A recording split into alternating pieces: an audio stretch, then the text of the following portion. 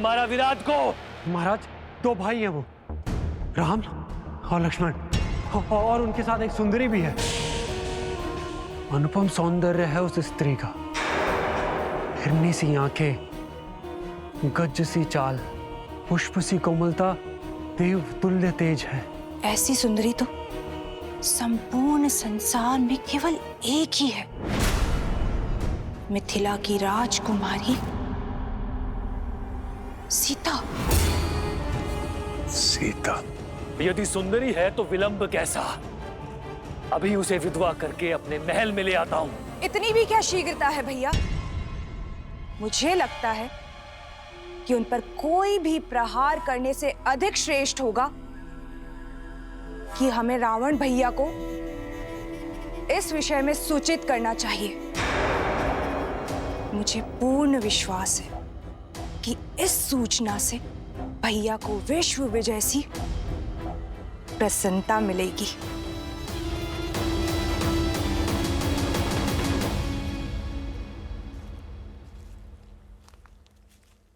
क्या हुआ सीते?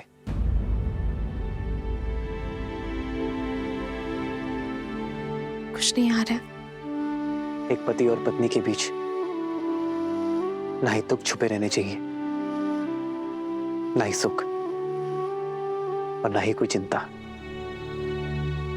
मुझे ये सब देखकर उचित नहीं लग रहा है।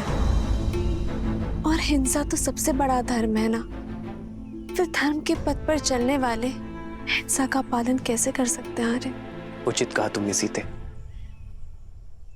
अहिंसा से बड़ा कोई धर्म नहीं है, किंतु कई बार शांति पाने के लिए युद्ध करना आवश्यक हो जाता है सीते। और हिंसा तो हम हर क्षण करते हैं। हम जब श्वास लेते हैं तो न जाने कितने सूक्ष्म जीव मारे जाते हैं। हम जब धरा पर चलते हैं तो न जाने कितनी वनस्पति, कितने कीट कुचले जाते हैं। श्वास लेना एक व्यवस्था है सीता, और व्यवस्था को स्थापित करने के लिए की गई कठोरता हिंसा नहीं होती।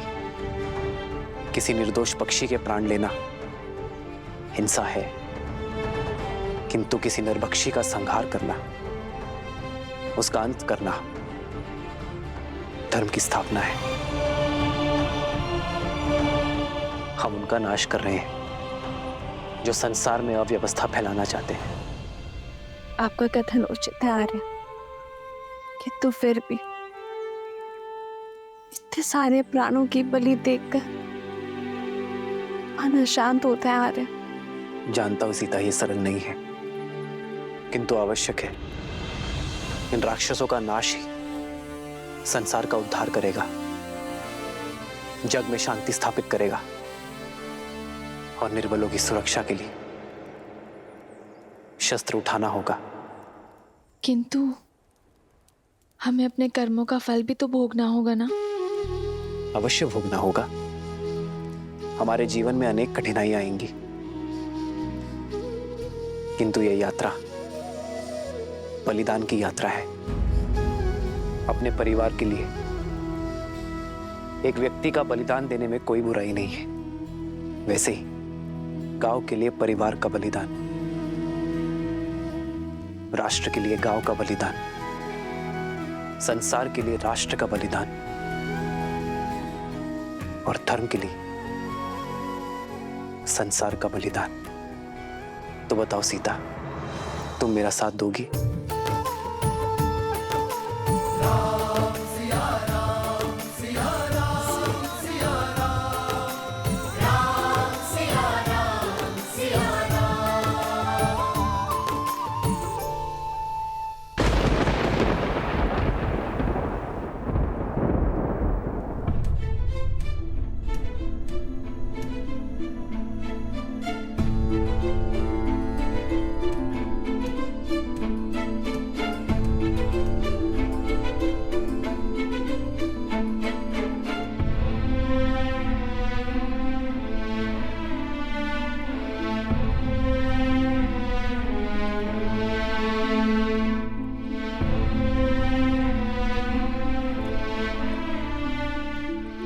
मुझे भान है कि तुमने बाली को प्राणदान क्यों दिया है हनुमान? वानरों की नियति से अनभिज्ञ नहीं हूं मैं। जामवंत जी, बाली कभी बुरा नहीं था, पर क्रोध ने उसकी बुद्धि भ्रष्ट कर दी। सुग्रीव बाली विवाद में मैं वानरों की शक्ति की हार स्वीकार नहीं कर सकता था, इसलिए मुझे हस्तक्षेप करना पड़ा। मुझे आशा है कि बाली अपना अभिमान त्याग महाराज सुग्रीव को अपना ले, तो वानरों की सफलता का उदय हो जाए। पर तुम्हारी आशा टूटती दिखती है मुझे। बाली हमारा साथ कभी नहीं देगा। ब्रह्म के मेघों से यदि अपमान का चक्रवात मिल जाए तो विनाश कोई नहीं रोक सकता हनुमान। बाली का अभिमान ही उसके अंत का कारण बनेगा। भैया, बाली भैया,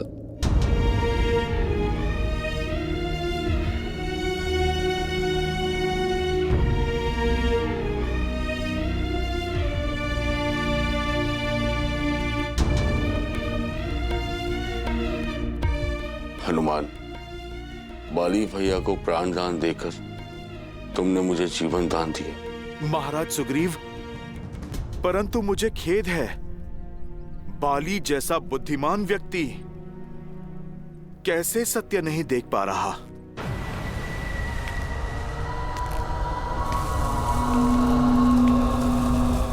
बाली आ रहा है सुग्रीव, और वो तुमसे अपना प्रतिशोध लेगा। भैया, बाली भैया, उस ओर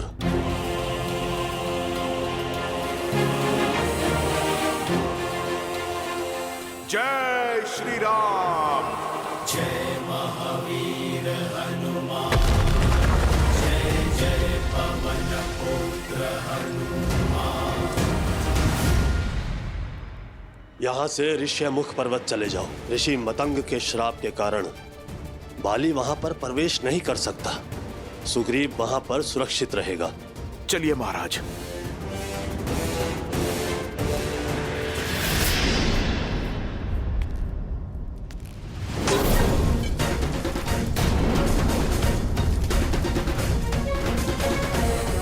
मुझसे बचकर नहीं जा सकते हो तुम सुग्रीव। मैं तुम्हें पाताल से भी खोज लूंगा। ऋषिमुख पर्वत पर पहुंचने से ही पहले मार दूंगा मैं तुझे।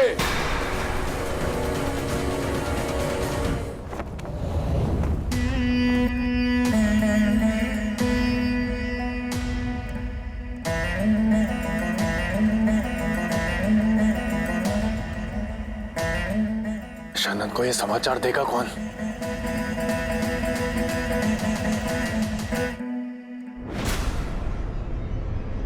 भाई की गंध मुझसे छुपती नहीं कर। और उससे भी बड़ी बात,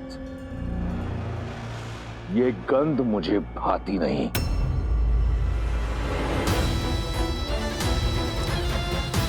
मैंने अपने सौतेले भाइयों को दंडक का शासन सौंपा, ये सोचकर कि वो वहां अपने भाई का साम्राज्य स्थापित करेंगे।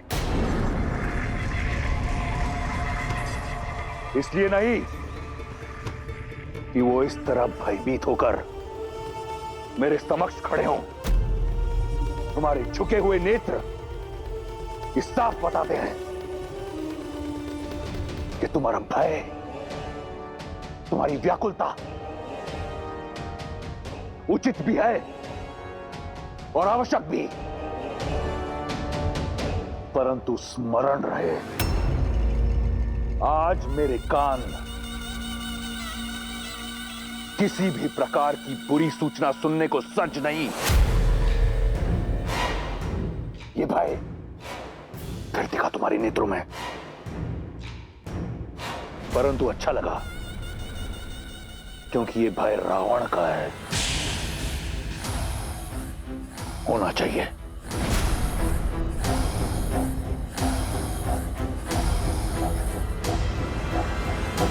भयदान दिया तुम्हें, बोलो। भैया, लंकेश विराट मारा जा चुका है। तो विराट रावण नहीं, काल जिसके वश में हो। परंतु लंकेश, विराट का संहार एक वनवासी मनुष्य के हाथों हुआ है, किंतु वो एक साधारण व्यक्ति नहीं है। अयोध्या नरेश दशरथ के पुत्र राम और लक्ष्मण है, और उनके साथ एक सुंदरी भी है, राम की पत्नी मिथिला कुमारी सीता।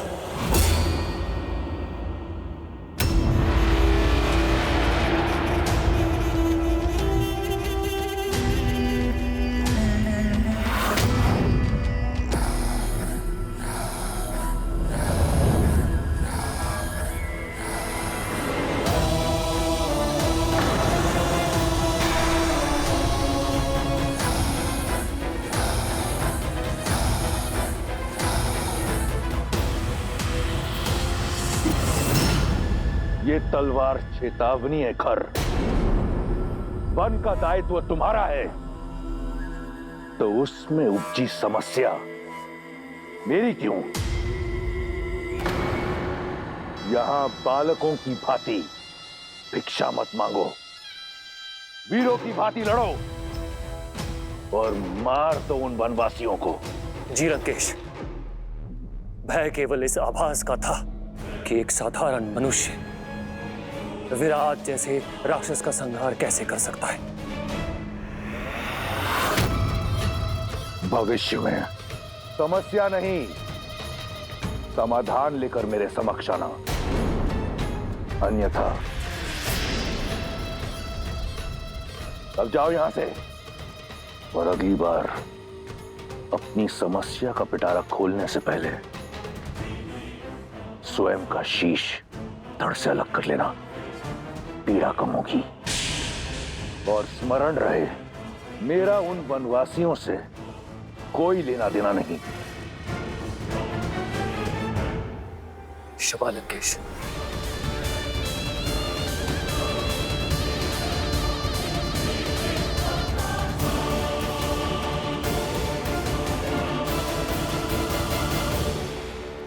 नहीं स्वामी, ऐसा मत कीजिए। क्यों ना करूं? उसने मेरे स्वाभिमान को ठेस पहुंचाई है। मुझे नीचा दिखाने के लिए उसने तुम्हें अपनी पत्नी बनाया। अब प्रतिशोध का एक ही मार्ग है, रूमा से विवाह। ऐसा अनर्थ मत कीजिए स्वामी। क्यों? क्यों ना करूं? वो करे तो नियम, और मैं करूं तो अनर्थ। जो नियम सुग्रीव पर लागू होता है, तुम पर लागू होता है, वो मुझ पर क्यों नहीं? क्योंकि सुग्रीव ने आप ही के आदेशानुसार उस गुफा के मुख पर चट्टान रखी थी। आप ही के आदेश पर उसने किष्किंधा को संभाला था। और स्वामी, आपने तो रूमा को पुत्री समान प्रेम दिया है, तो अब क्यों प्रतिशोध की आग में आप अपना सम्मान, अपना गौरव और अपने धर्म को भस्म कर रहे हैं? क्यों अधर्म करके नर्क के भागी बन रहे स्वामी? चट्टान तब रखनी थी जब मेरी मृत्यु हो जाती, तब। लेकिन रक्त बहकर बाहर आया था। वो रक्त नहीं था। वो उस मायावी की माया भी तो हो सकती थी ना। सुग्रीव की चाल भी तो हो सकती है। नहीं चाहिए मुझे धर्म, नहीं चाहिए मुझे स्वर्ग, और ना ही मोक्ष। यहाँ राज शक्ति और युक्ति से होता है, और ये दोनों ही अपार है मेरे पास।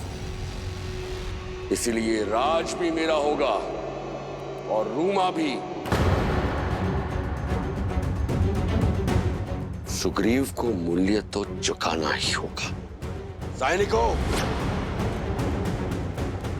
रूमा को मेरे समक्ष प्रस्तुत करो। रुक जाइए स्वामी, अंगद के विषय में तो सोचिए। वो भी बालक है, उस पर क्या प्रभाव पड़ेगा? उसके लिए यह प्रशिक्षण होगा।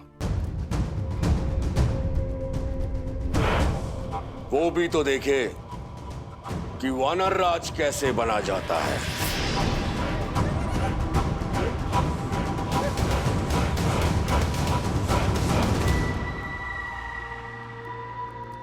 ज्येष्ठ श्री।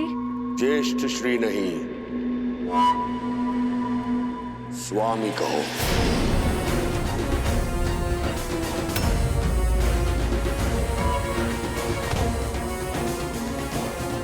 आज से तुम मेरी पत्नी हो। आज रात्रि मैं सुग्रीव का वध करके तुम पर अपना अधिकार रखूंगा।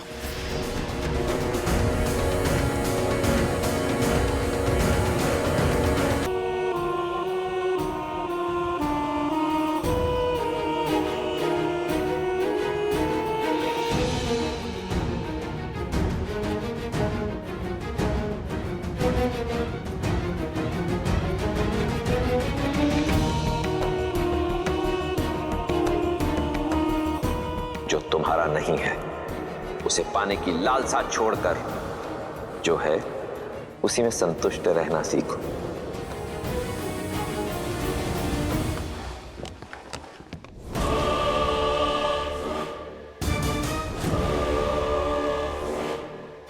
किसने किया ये दुस्साहस? जिसे अपने प्राणों से प्रेम नहीं, समक्ष आओ। क्षमा करे भैया, ये दुस्साहस मैंने किया है क्योंकि मैं आपको किसी भ्रम में नहीं देख सकती। भ्रम? हाँ भैया, सीता की जिस छवि को आपने देखा था अब वो वैसी नहीं रही। अब वो महलों की राजकुमारी से एक वन की सन्यासिनी बन चुकी है। तनिक सोचिए भैया, सीता के सौंदर्य और तेज के बारे में। आपके साथ लंका की स्वामिनी के रूप में खड़े होकर वो कैसी लगेगी? उसका प्रारब्ध आप ही के आने की प्रतीक्षा में है। बेचारी, जिस राजकुमार से विवाह किया उसके पास राज्य तो छोड़िए, कांटों से बचने के लिए पांव में पादुका तक नहीं। जिस स्त्री को लंका की मखमल शैया पर होना चाहिए वो पथरीली चट्टानों पर सो रही है।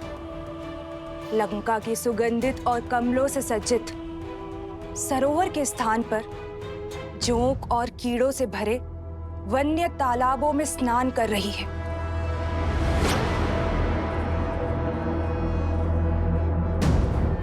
सीता लंका के लिए बनी है और लंका सीता के लिए। ये शब्दों का खेल मेरे साथ मत खेलो। मैंने तुमसे परामर्श नहीं मांगा, आदेश दिया था दंडक में निवास करने का। जाओ। भैया,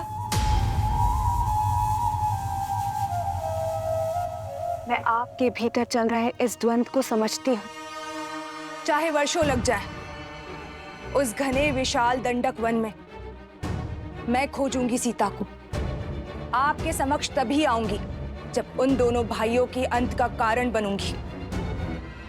न राम, न लक्ष्मण और न ही कोई ऋषि साथी, कोई भी रावण की बहन के इस प्रकोप से बच नहीं पाएगा। सीता पर केवल मेरे भाई लंकेश का अधिकार होगा।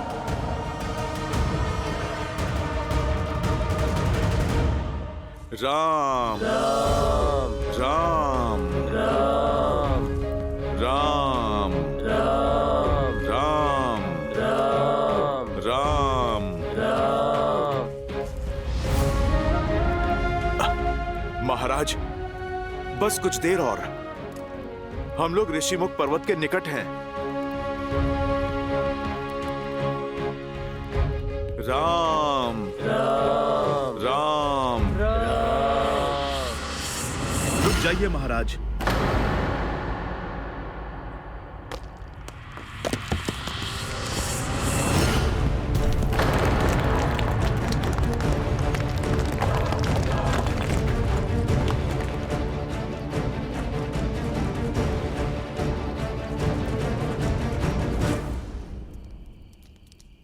महाराज, आप चलिए।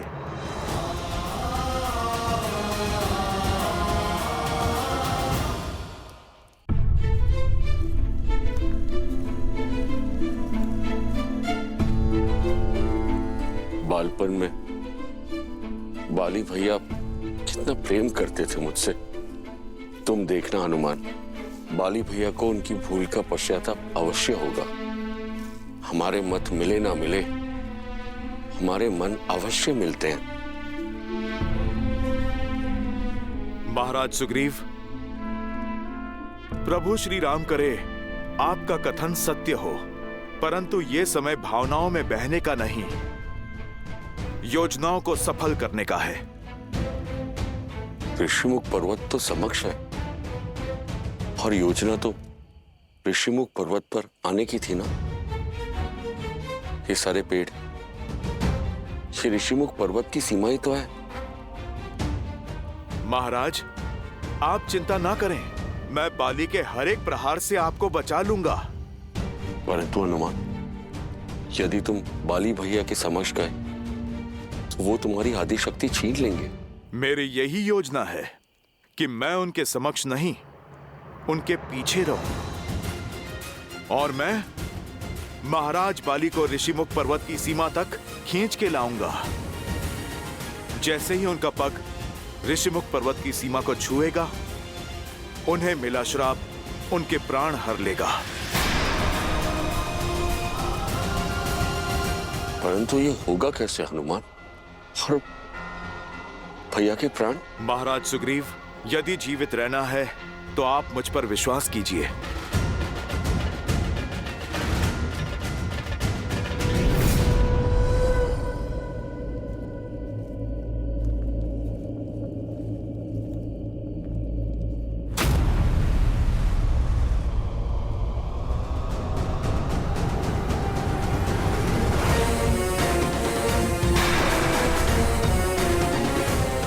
मुझे देखकर भाग रहा है कायर?